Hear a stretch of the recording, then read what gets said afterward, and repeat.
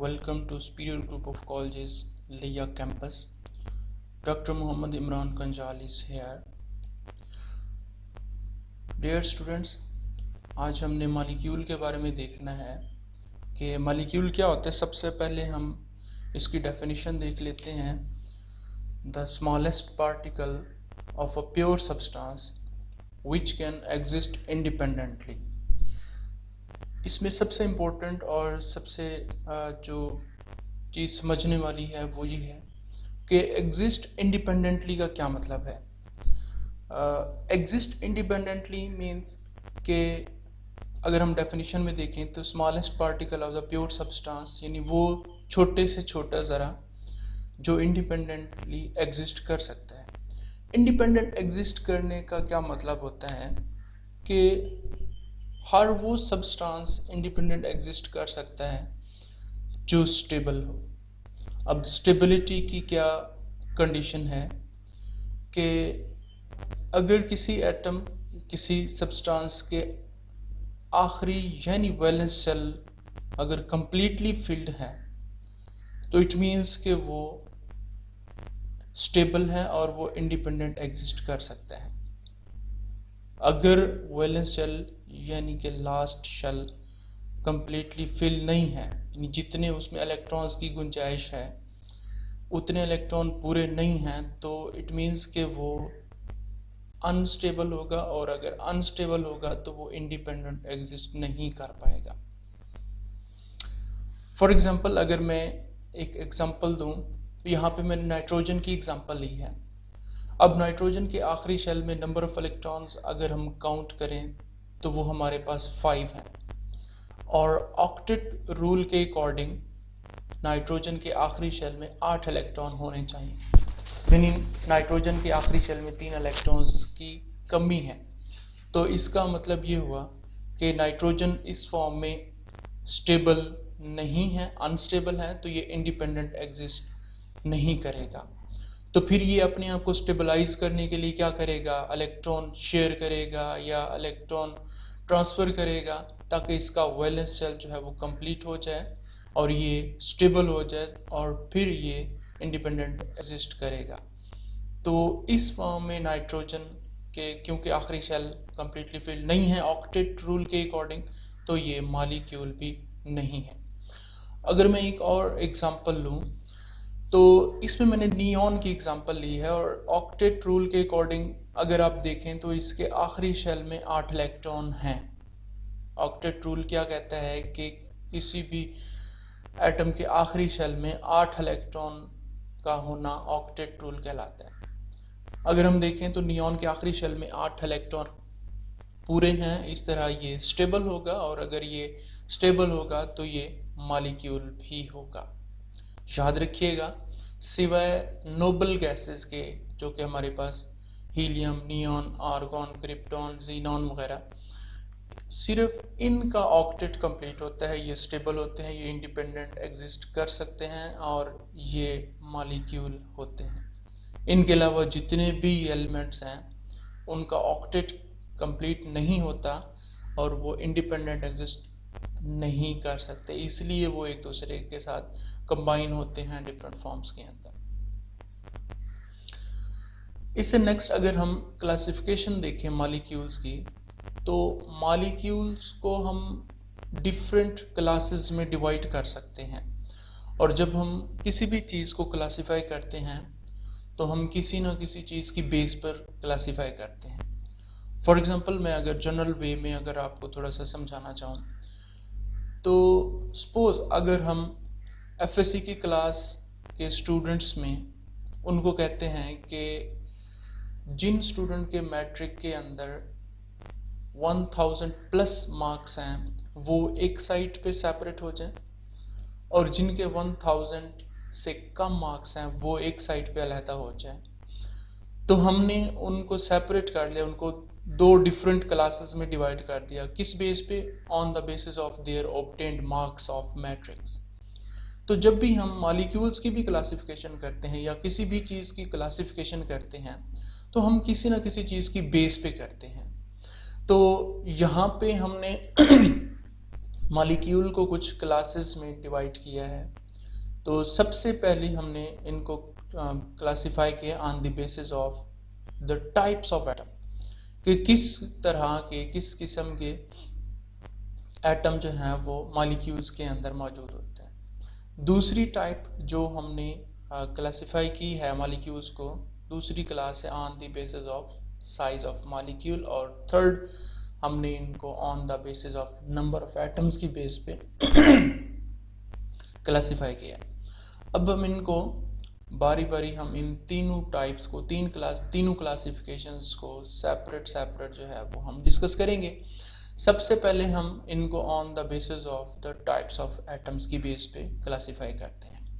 जब हम मॉलिक्यूल्स को on the basis of the types of atoms की बेस पे सेपरेट करते हैं तो इसकी दो तरह की क्लासिफिकेशंस हमारे सामने आती हैं। एक हमारे पास होती है होमोजीनियस और एक होती है हेट्रोजीनियस मॉलिक्यूल। होमोजीनियस मॉलिक्यूल्स को अगर हम देखें तो होमो का मतलब होता है सेम, यानी अगर हम यहाँ पे होमो और इसका मीनिंग देखें तो इसका मीनिंग होता है सेम। Homogeneous means same. इसका मतलब ये हुआ कि ऐसे मॉलिक्यूल जिसके अंदर जितने भी एटम्स होंगे वो अगर एक तरह के हैं, एक जैसे हैं। फॉर एग्जांपल अगर मैं यहाँ पे देखूं तो ऑक्सीजन के मॉलिक्यूल के अंदर 2 एटम्स हैं और दोनों के दोनों सेम हैं, दोनों ऑक्सीजन के हैं। नाइट्रोजन के अंदर दोनों के दोनों सेम हैं। सल्फर के अंदर 8 एटम्स हैं और 8 के 8 जो है वो सेम है।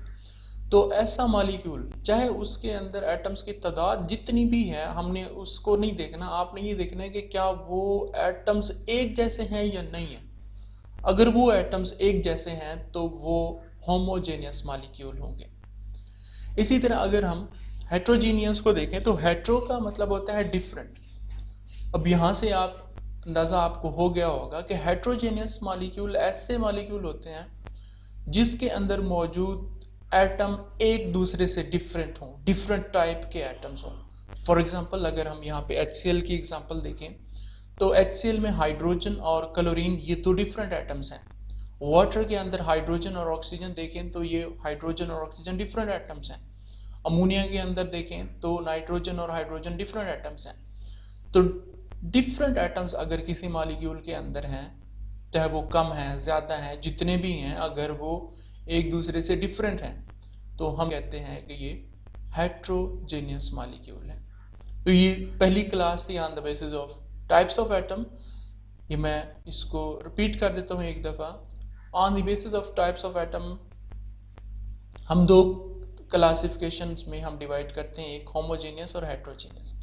होमोजेनियस वो मॉलिक्यूल होते हैं जिनके अंदर तमाम एटम जो हैं वो एक जैसे होते हैं। हेट्रोजेनियस के अंदर वो एटम्स होते हैं जो एक दूसरे से डिफरेंट होते हैं। इसी तरह दूसरी क्लासिफिकेशन है मॉलिक्यूल्स की on the basis of number of atoms. Number of atoms की बेस पे जब हम मॉलिक्यूल्स को क्लासिफाई करते हैं तो हमारे पास अगेन 2 कैटेगरीज आती हैं, 2 टाइप्स आती हैं। एक है जी हमारे पास होमो एटॉमिक मॉलिक्यूल और दूसरी क्लास है हमारे पास पॉली एटॉमिक मॉलिक्यूल। मोनो का मतलब होता है 1।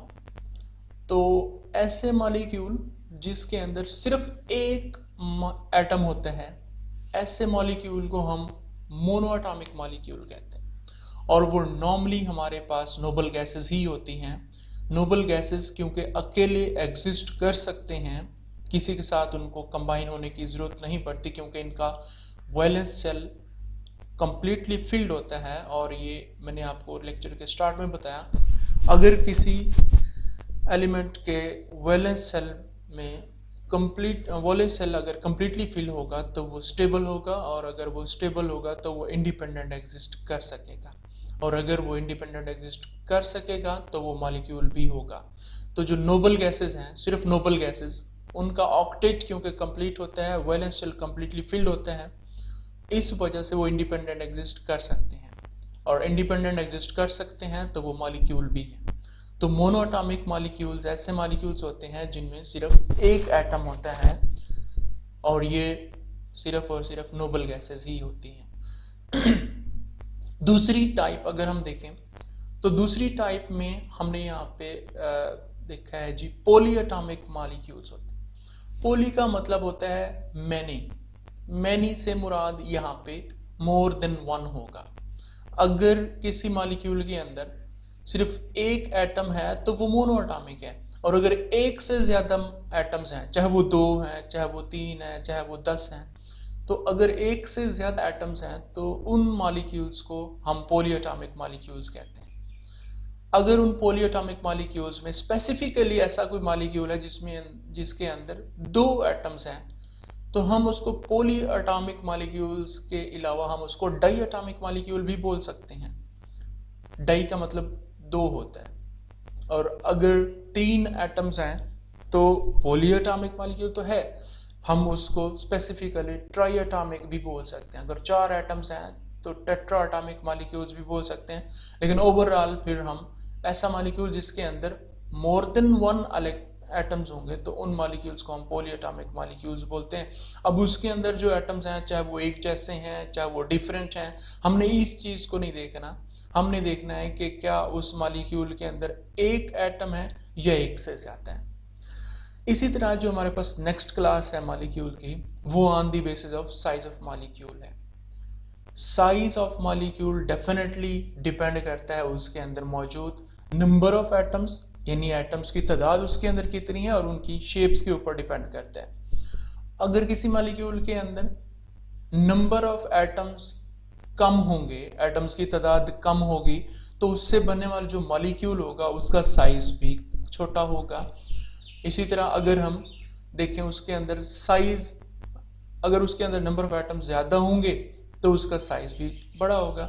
तो on the basis of size of molecule इसकी जो क्लासिफिकेशन आती है मॉलिक्यूल्स की, उसमें 2 तरह के अगेन मॉलिक्यूल्स हैं। एक होता है माइक्रो मॉलिक्यूल्स और एक होता है मैक्रो मॉलिक्यूल। माइक्रो का मतलब होता है छोटा, मैक्रो का मतलब होता है बड़ा। अब यहाँ पे माइक्रो मॉलिक्यूल्स को अगर हम देखें तो माइक्रो मॉलिक्यूल्स ऐसे मॉलिक्यूल्स होते हैं जिसके अंदर नंबर ऑफ एटम्स कम होते हैं। मैंने अभी आपको बताया कि अगर किसी मॉलिक्यूल के अंदर एटम्स की तादाद कम होगी तो उससे बनने वाला मॉलिक्यूल्स का साइज बड़ा होगा, और अगर किसी मॉलिक्यूल में एटम्स की तादाद ज्यादा होगी तो उससे बनने वाला मॉलिक्यूल्स भी बड़ा होगा। तो माइक्रो मॉलिक्यूल्स यानी छोटा मॉलिक्यूल वो होगा जिसके अंदर नंबर ऑफ एटम्स या एटम्स की तादाद जो होगी वो कम होगी, 2 होगी, 4 होगी, 8 होगी, 10 होगी, तकरीबन इस रेंज में होगी। यानी अगर हम देखें तो ये वाटर है या सल्फ्यूरिक एसिड है या सल्फर है, तो ये ऐसे मॉलिक्यूल्स हैं जिनके अंदर एटम्स की तादाद थोड़ी है, इतनी ज्यादा नहीं है। अब वो एटम्स चाहे वो एक जैसे हैं, डिफरेंट हैं, जो भी हैं, लेकिन इनके अंदर आपने सिर्फ एटम्स की तादाद को काउंट करना है। इसी तरह अगर हम दूसरी टाइप को देखें दूसरी टाइप है हमारे पास मैक्रो मॉलिक्यूल, और मैक्रो का मतलब होता है बड़ा। और कोई भी मॉलिक्यूल बड़ा तब हो सकता है जब उसके अंदर एटम्स की तादाद ज्यादा होगी, यानी तकरीबन सैकड़ों हजारों में होगी। जैसे ये हेमोग्लोबिन है। हेमोग्लोबिन बेसिकली क्या है, ये आपके ब्लड में पाया जाता है और ये आपके ब्लड को लंग्स से पूरे बॉडी में मूव करवाता है, पंप करवाता है। और इसका एक मॉलिक्यूल यानी हेमोग्लोबिन का एक मॉलिक्यूल जो है वो इसमें तकरीबन कोई 10,000 से ज्यादा एटम्स होते हैं। अब देखें जी, अगर कोई ऐसा मॉलिक्यूल है उसके अंदर एटम्स की तादाद 10,000 है या उससे ज्यादा है, तो डेफिनेटली वो एक बड़ा मॉलिक्यूल होगा, और अगर बड़ा मॉलिक्यूल होगा तो हम उसको मैक्रो मॉलिक्यूल बोलते हैं। तो होप सो आप लोगों को माइक्रो मॉलिक्यूल और मैक्रो मॉलिक्यूल्स में डिफरेंस क्लियर हो गया होगा। माइक्रो मॉलिक्यूल्स वो मॉलिक्यूल जिसमें एटम्स की तादाद कम होती है, मैक्रो मॉलिक्यूल्स वो मॉलिक्यूल जिसमें एटम्स की तादाद ज्यादा होती है। लास्ट पे एक टर्म है एटॉमिसिटी। अगर हम इसकी डेफिनेशन देखें तो एटॉमिसिटी क्या होता है, number of atoms in a molecule. किसी भी मॉलिक्यूल के अंदर जितने एटम्स होंगे, जितनी एटम्स की तादाद होगी, उतना उसकी एटॉमिसिटी होगी। फॉर एग्जांपल अगर हम वाटर की बात करें तो वाटर के अंदर आप total number of atoms count कर लें, चाहे वो एटम्स एक जैसे हैं, चाहे वो एटम डिफरेंट हैं, जो मर्जी है, आपने सिंपली एटॉमिसिटी के लिए उस मॉलिक्यूल के अंदर नंबर ऑफ एटम्स को काउंट कर लेना है। अब अगर हम वाटर के अंदर नंबर ऑफ एटम्स काउंट करें तो 2 हाइड्रोजन एटम्स हैं और 1 ऑक्सीजन एटम है, तो total number of atom water के अंदर 3 होगा, तो वाटर मॉलिक्यूल की जो एटॉमिसिटी होगी वो भी 3 होगी। इसी तरह अगर हम सल्फ्यूरिक एसिड के अंदर देखें तो टोटल नंबर ऑफ एटम जो है वो इसके अंदर 7 हैं, तो वाटर की एटॉमिसिटी 7 होगी। सल्फर के अंदर टोटल एटम्स की तादाद जो है वो 8 है, तो इसकी एटॉमिसिटी जो है वो 8 होगी। इसी तरह ग्लूकोज के अंदर देखें तो ग्लूकोज के अंदर 6 कार्बन है, 12 हाइड्रोजन है और 6 ऑक्सीजन, यानी टोटल नंबर ऑफ एटम्स 24 हैं, तो ग्लूकोज मॉलिक्यूल की जो एटॉमिसिटी होगी वो 24 होगी। ओके जी students, thank you so much.